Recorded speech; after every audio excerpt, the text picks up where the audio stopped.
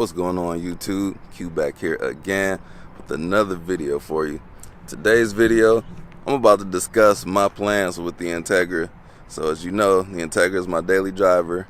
Had it for about 6 months now, and it's been a great journey with it. But I'm at a point where I'm trying to figure out what to do with my 2023 Acura Integra A-Spec technology package. 6-speed manual. I've been reviewing other cars, had other cars on my list to get, so I'm going to discuss a couple of those in just a second here. But what should I do with this thing? I'm kind of at a standstill. So I got my M2 as my sports car, the fun car, which was supposed to be the impractical car, so I could justify having this. But now I got two somewhat practical-ish cars, so it's kind of a bit of redundancy there. So just put my thoughts out there. What should I do? Asking you all for your input. That's the topic of discussion for this video, so let's get into it.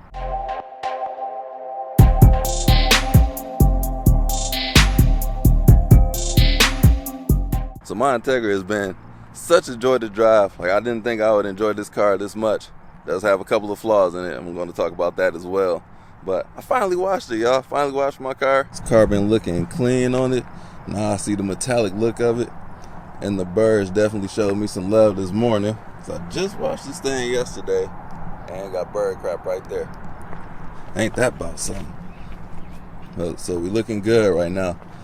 But going around the car, got a lot of potential for this thing. And shout out to the Sensei Crispy 2.0. He's got a modded up Honda Accord thing looking good. And I'll drop his Instagram down below. He did a lot of modifications to his. So that's what I'm thinking about doing. Should I modify my Acura Integra?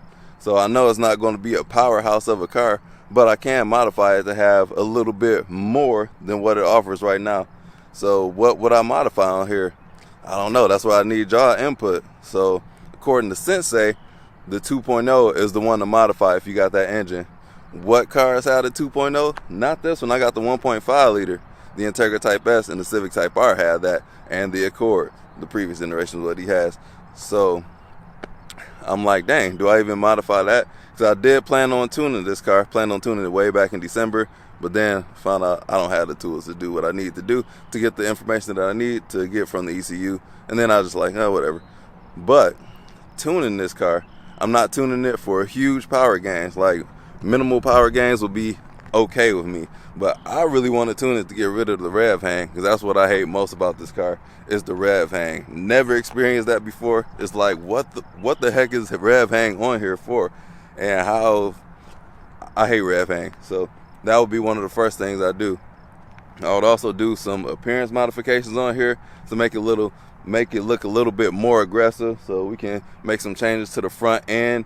We got some minor performance modifications that I can make to get more sounds out of it. Now, on my ZL1, I did put a cold air intake on there, but I do not find those things to be worth the price of admission. Like, it sounds different, but it's not worth the hundreds of dollars that they cost to hear a different sound with minimal performance gain. You will feel like a slight increase. You'll feel a slight increase in throttle response. It's not worth the hundreds of dollars though. And the cold air intake on here is between like $350 and $400. And it makes some cool turbo sounds, but is it worth it? I don't know. Exhaust. This is a 1.5 liter turbo engine. There's not a lot to expect out of this. Honda people chime in, like, do y'all like the exhaust sounds on here? So this thing can sound good in moments, but I honestly haven't driven this thing with the windows down, so I don't even know what the exhaust sounds like on here. So I copped this car in the middle of the winter time, or beginning of winter, and when it got hot, I got my BMW, so I haven't really had the chance to experience this thing with the windows down. About to do that today though, figure that out. Room for improvement on here. These tires, while these are good stock tires, will be great for the winter time, they're not performance tires, and I don't expect them to be performance tires. I actually prefer these tires being not as grippy as they are, because I get to have some slide around fun. And sliding this thing around, the rear end won't get out. Like the Fiesta ST that I had, you can make the rear end swing out. I can't do it in stock form on this. So I've been looking up some mods. I can get a rear sway bar, and that will hopefully help it. So I want to see if that could do it. Tires on here. I need a little bit of girth for what I'm working with, if you know what I mean. So these things are like spacers. They're like sitting inside the wheel well right there. I need something to poke out a little bit more, something wider. You know what I mean? I like the handling capabilities. This car handles fine, but it will make a better visual improvement on it, definitely. So I need a couple more inches of poke out on there. Also, could possibly do a wrap on here. I stated this before, this is my least favorite color, but availability, this is what was out there, and it did have the interior that I wanted.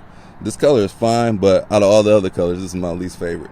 Coming around to the back of this thing, the back is fine. I think I could do a more aggressive diffuser, but that's fine as is. Like, I'm not tripping on that. The spoiler, I could do a more beefy spoiler. Then I can also do side skirts and things of that nature, like a body kit.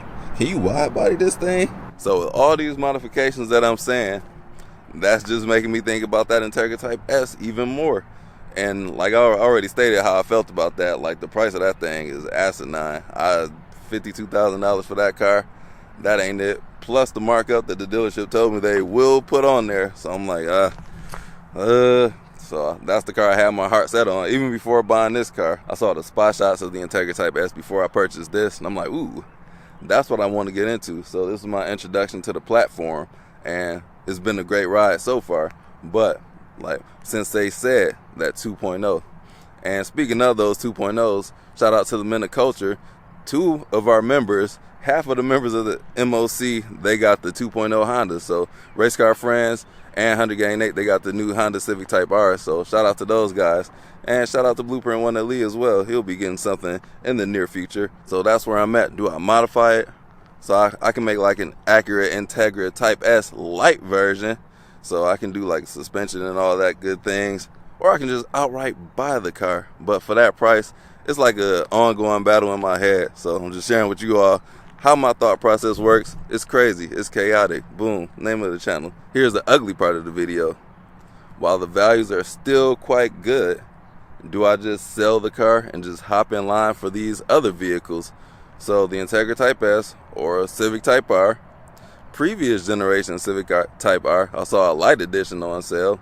Well, for sale. It's not on sale because it's still over sticker, but it's better price than the rest of them. But don't really love the styling of it, but it works for a decent daily driver as well. Or I keep going back to that stupid WRX. Like, it's looking at everything on the market now and what the WRX offers, that thing is a value and it's available. Availability is a huge thing right now because nothing's available. Corolla GR, Civic Type R, Integra Type S most likely will not be available. The Volkswagen Golf R. So the WRX is there, and I got this right here. Even the Elantra Ns, like I looked at those before too, and they just aren't available, and people want to mark those up too. But that car is very hardcore. It's very harsh. Like I said, I need a daily driver that's somewhat softish, and that's my conflict with the WRX and this. Like, I like the features that I get in this car. It's way more premium. So that's where my struggle is. But I'm gonna see what those values coming back like. If Subaru dealerships actually, I'm not even gonna fight hard for this because I already know how they're gonna be. But just for a peace of mind, so I can just put that thought to rest and be like, all right, I'm with the Integra, just go ahead and modify it. But let me all know what you think. Would you all like to see a WRX? You don't want to see a WRX, but do you? Just let me know in the comments. Or would you like to see me keep this and do some slight modifications to it? So like I said, that rev hang, that gots to go. And slight appearance mods, because like I said, this isn't my all-out car. That's what the M2 is for. So I realized that this isn't the platform to put all the power down. And I don't want all the power. I just want some improvements over what I had now. Make it look a little more aggressive. Just a car I can enjoy to look at a little bit more. And handbrake. WRX has got that. But just laying my thoughts out for you all. Hopefully y'all enjoyed this. I would greatly appreciate your input and feedback on that. So drop a comment down below. With that, I'm Q checking out. Like, comment, subscribe, hit that bell, browse the channel, and I'll catch you all in the next video. Peace out.